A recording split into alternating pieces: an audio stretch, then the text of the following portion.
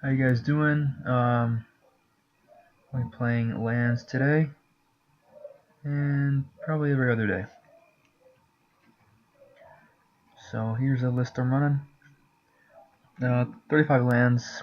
There's just straight rug lands with no splash color. So just rug colors, 2 drops, 2 taigas, forest, 4 fetches.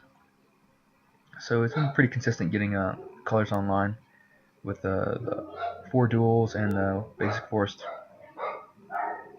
The rest of the lands are pretty standard, except then Ruglands has the main deck Karakas and the main deck Bog to deal with whatever comes up in Legacy.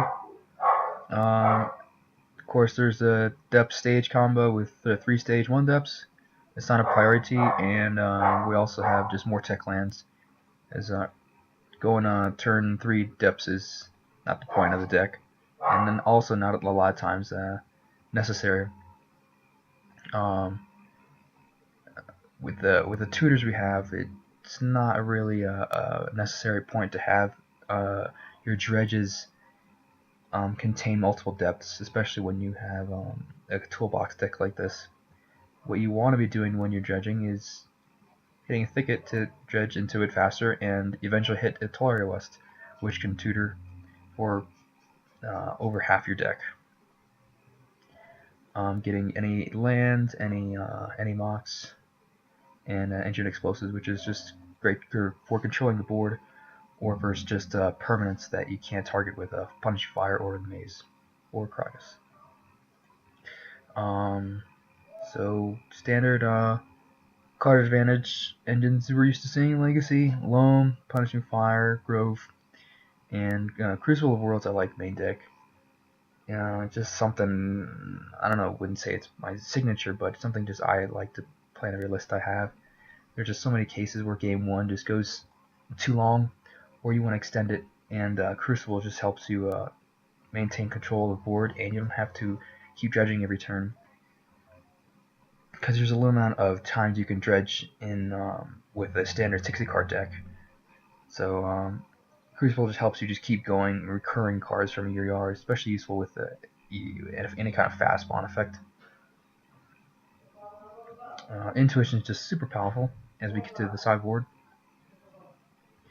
Going for just a brown kind of approach, mainly versus Storm combo that's showing up again, and also overlaps very well with Miracles and Delver decks in general, or decks that have reliance on Deathrite Shaman activated abilities. So Revoker gets the nod here instead of Needle, which conflicts with the Chalice.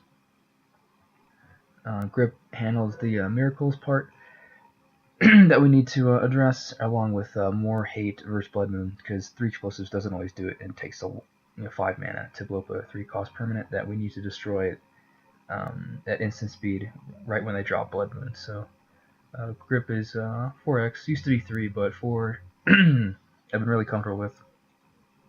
Helps with sneaking to matchup, just helps your mulligans, so having 4 has been great. Trinisphere, not as fast against the Storm deck, but during sideboard games, they're usually diluted, so they're not going to kill you on turn 2.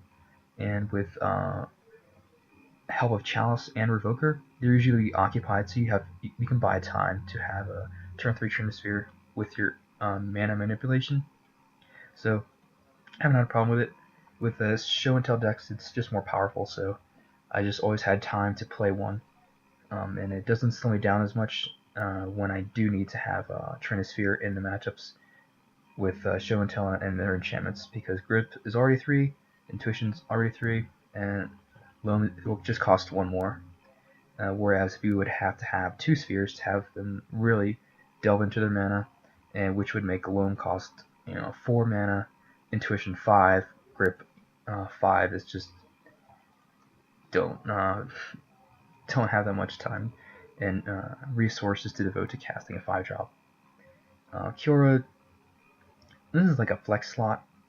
I had a smokestack here before, but I couldn't find it on a workstation, so I was going to try either Jace or Kiora. Kiora's been pretty sweet. Sometimes when I have a Chalice locked out at 1, with First Miracles for example, I can't play Exploration, so having an Exploration effect on a Planeswalker is pretty nice. Also dodges counterbalance and basically acts as suspend 4 win the game against Miracles. So it's pretty handy there. Also had a win me a match for his burn. So she's been serving a lot of uses. Avoids the graveyard, so having another win condition besides like a Worm Harvest, which is pretty taxing on your mana because you need triple colored source and a full yard. Here you can just deploy any time in the game, Rest in Peace or not, Deathlight Shaman in play or not. It can address loose goists where you have mazes that are getting wasted or flickered out. So Kiora can help in those creature spamming matchups, or just big dudes that need to get controlled.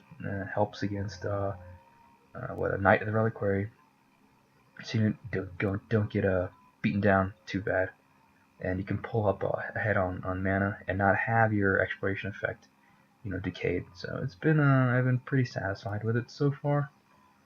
So we're just gonna look for a game here. Come on.